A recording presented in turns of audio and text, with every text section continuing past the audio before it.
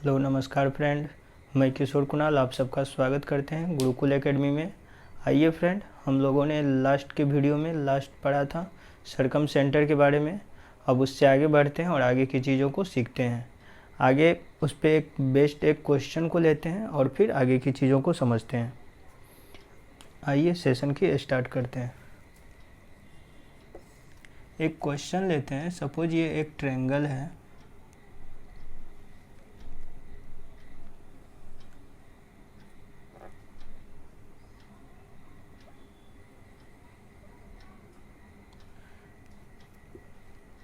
Suppose ये ABC एक triangle है।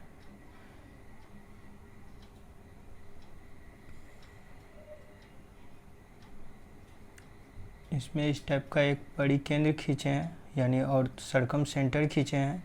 अगर ये एंगल हमको दे दिया गया 60 डिग्री और ये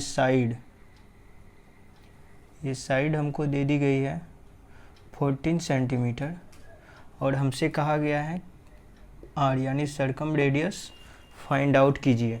तो कैसे करेंगे, तो आइए उस चीज़ को सीखते हैं।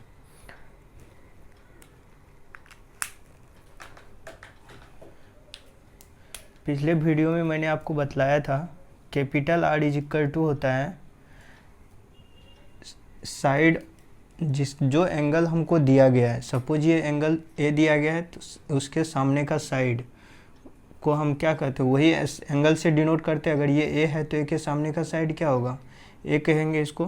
तो means A upon sine 2 sine A ये भी इक्वल होगा। या फिर अगर B साइड को लेते हैं, यानी ये अगर B है और एंगल ये B है, अगर ये C है और ये भी साइड क्या होगा, C होगा, तो ये कितना होगा B upon 2 sine B equal होगा C अपॉन 2 साइन C के। तो यहाँ पे तीनों में से कोई एक दिया रहेगा या फिर तीनों दिया हुआ रहेगा, तो हम किसी भी एक साइड और एक एंगल को लेकर के हम सरकम रेडियस फाइंड आउट कर सकते हैं। तो यहाँ पे हमको एंगल A दिया है और एंगल A के सामने का साइड दिया है, तो इसको लेते हैं। R इज इक्वल टू क्या हो जाएगा, A या means 14 centimetre upon 2 sine 60 degree 2 sine A, यानी ये एंगल तो 60 डिग्री कितना होगा 14 अपॉन 2 साइन 60 का वैल्यू होता है √3 अपॉन 2। तो ये और ये कैंसिल आउट हो जाएगा, कितना बचेगा 14 अपॉन √3 सेंटीमीटर। तो ये क्या हो जाएगा, हमारा आंसर हो जाएगा। बेसिकली यहाँ पे ये समझना था कि यदि हमको कोई एंगल दिया गया है और उस एंगल का साइड दिया गया है, उस एंगल के सामने का साइड दिया गया है, तो भी हम सरकम रेडियस क्या करेंगे, फाइंड आउट कर सकते हैं इस फॉर्मूला को इम्प्लीमेंट करके। तो ये था सरकम रेडियस निकालने का तरीका। आइए अब आगे बढ़ते हैं और आगे की चीज़ों को सीखते हैं। है ortho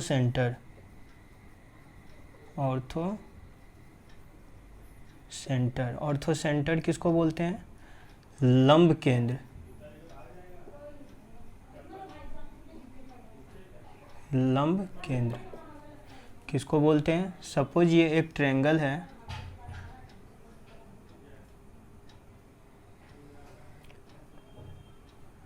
ABC।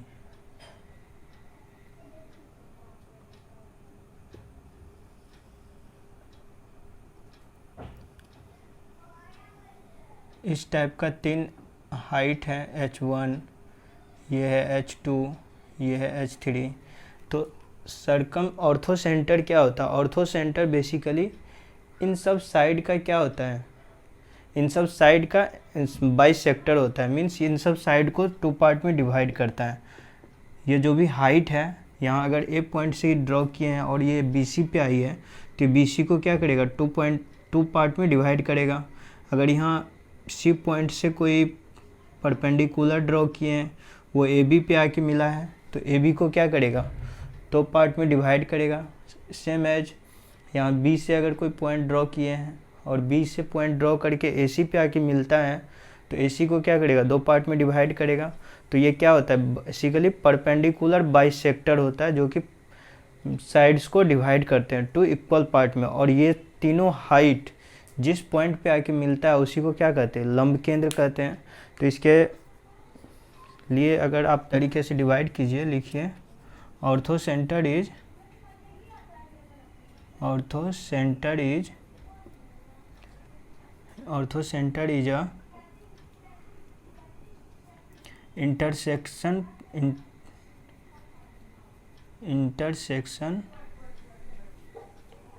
intersection of all the three altitude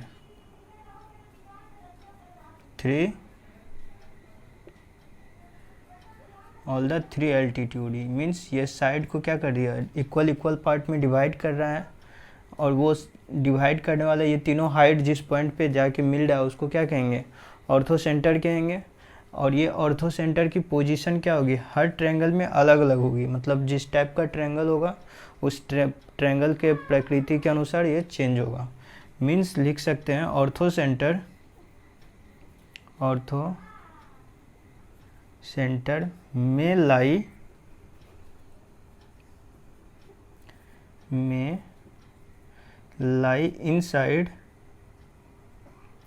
inside और out side of a triangle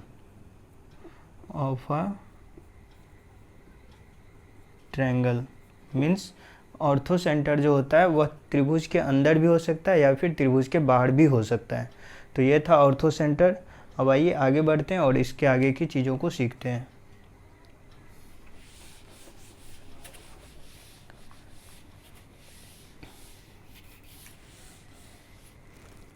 इसी में देखते हैं, इसी फिगर पे सपोज ये H1 H2 है, यहाँ पे ये C है तो ये साइड C दे देते हैं, B के सामने की साइड है इसको B मेजरमेंट से कर देते हैं, और ये A है तो इसको A कर देते हैं। तो यहाँ पे लिखेंगे H1 is to H2 is to H3 equal होगा 1/A is to 1/B is to 1/C के। ये आपने पहले के भी वीडियो में पढ़ा है, फिर भी मैं यहाँ पे बतला दे रहा हूँ। हमेशा इनके क्या होते हैं, अनुपात में इक्वल होते हैं। अगर H1 is to H2 is to H3 हमेशा इक्वल रहेगा 1/A1 is to 1/A2 is to 1/A3 के। तो यहाँ से अगर हमको हाइट दी रहेगी तो हम साइड्स निकाल सकते हैं, यदि साइड्स दी रहेगी तो हम हाइट निकाल सकते हैं। तो आइए आगे बढ़ते हैं और आगे की चीज़ों को सीखते हैं।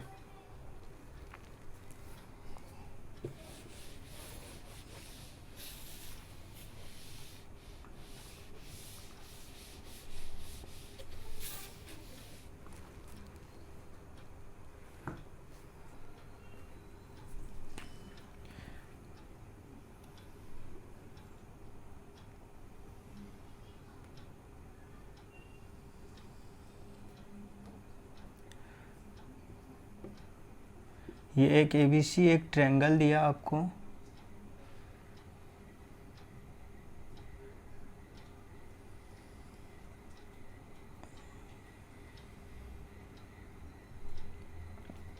ABC एक ट्रायंगल दिया गया है। इसमें अगर ये ऑर्थो सेंटर है, ऑर्थो सेंटर को हमेशा H से डिनोट करते हैं। सपोज ये H है ये, और H में आपको हमेशा, अगर आपको सपोज एंगल फाइंड आउट करने के लिए दे दिया गया, अगर आपसे पूछ लेता है एंगल BHC का वैल्यू, मीन्स ये एंगल आपसे पूछ लेता है, तो इस बात को हमेशा याद रखेंगे। ये क्या होता है 180 minus of angle A, means अगर ये BHC मीन्स यदि ये एंगल हमसे पूछा है तो इस एंगल के जस्ट ऊपर कौन सा एंगल है, A है, तो हमेशा 180 में से A को घटाएंगे। लेकिन हमेशा ये याद रखना है कि ऐसा हम तब करेंगे जब ये एक ऑर्थो सेंटर होगा तब। और यदि आपको यहीं पे दूसरा पूछ लेता है, ये एंगल पूछ लेता है CHA, आपसे यहाँ पे पूछ लेता है एंगल CHA, तो हो जाएगा ये 180 माइनस CHA, इसके पीछे कौन सा एंगल है, B है, तो B से सब्ट्रैक्ट करेंगे। और यदि हमसे पूछ लेता है एंगल AHB इक्वल टू हो जाएगा 180 माइनस C। तो ये था कुछ इम्पोर्टेंट फार्मूला, इसको आप हमेशा याद रखेंगे, एग्ज़ाम में इस पर डायरेक्ट क्वेश्चन पूछे जाते हैं। एक एग्जांपल ले लेते हैं। सपोज आपको इसी ट्रायंगल में या फिर इसी ट्रायंगल में हम देख लेते हैं, यदि ये आपको 120 डिग्री दी गई है तो आपसे ये एंगल पूछा जाता है, एंगल BHC पूछा गया, क्या होगा? तो आप हमेशा इसको क्या करेंगे, 180 माइनस 120, तो यहाँ से BHC का वैल्यू क्या आएगा, 60 डिग्री आ जाएगा। या फिर इसी में कुछ और ऐड करके देगा, तो कैसे करेंगे, आइए इस चीज़ को सीखते हैं।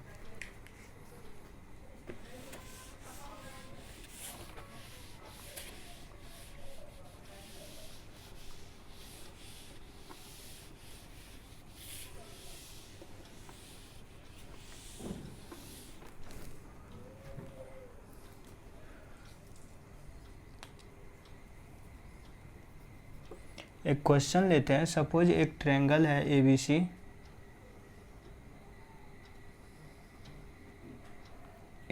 एक ट्रायंगल है, इसमें एक ऑर्थो इन सेंटर दिया गया है।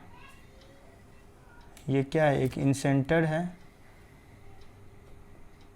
कोई इन सेंटर I दिया आपको, I दिया गया है, और B का एंगल बाइसेक्टर दिया। B का क्या है, कोई एक एंगल बाइसेक्टर है और एक C का एंगल बाइसेक्टर है। दोनों आकर के इस कोई पॉइंट O पे आके मिलते हैं। आपको ये एंगल दे दिया गया है, ये एंगल आपको दिया गया है सपोज 60 डिग्री, और आपसे ये एंगल का वैल्यू बोला है निकालने को।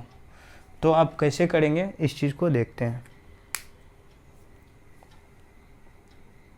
सपोज आपसे ये एंगल X पूछ लेता है, तो कैसे करेंगे, आइए इस चीज़ को समझते हैं। आइए इसका वैल्यू फाइंड आउट करते हैं। तो ये हमेशा आप जानते हैं इसके बारे में, ये एंगल हमको निकालना है, एंगल BIC क्या होगा। तो BIC के बारे में आप जानते हैं, ये क्या होता है, twice of this angle.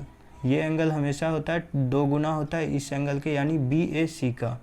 Means ये होता है twice of BAC, twice of BAC का ये होगा, 2 गुना होगा। बट हमें पहले इस एंगल को फाइंड आउट करना पड़ेगा यहाँ पे, और आपको एंगल BOC निकालने के लिए बतलाया गया है 90 plus half angle A, means इस एंगल का हाफ होता है।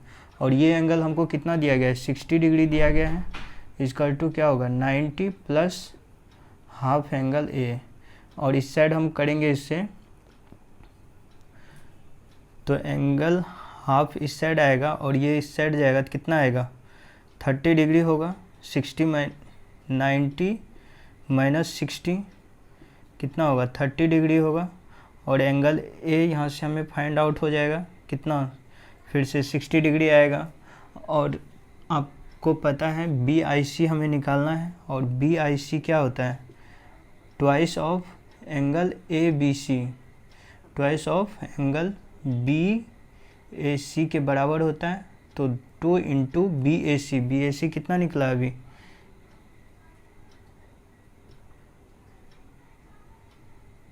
हाँ BAC, यानी कि ये एंगल हमें निकला हुआ है 60 डिग्री। 60 कितना हो जाएगा, ये overall 120 degree is the answer हो जाएगा। मीन्स इसका वैल्यू कितनी आ गई, 120 डिग्री। आप इतना ना करें तो डायरेक्ट इसका क्या करना है, डबल कर देना है, तो वो आंसर आ जाएगा। तो रखते हैं आज की वीडियो में इतना ही, फिर मिलते हैं अगले वीडियो में, अगले चीज़ों को सीखेंगे। तब तक के लिए बाय, थैंक यू। यदि हमारी वीडियो अच्छी लगती हो तो लाइक कीजिए, शेयर कीजिए और सब्सक्राइब कीजिए। मिलते हैं अगली वीडियो में, तब तक के लिए बाय,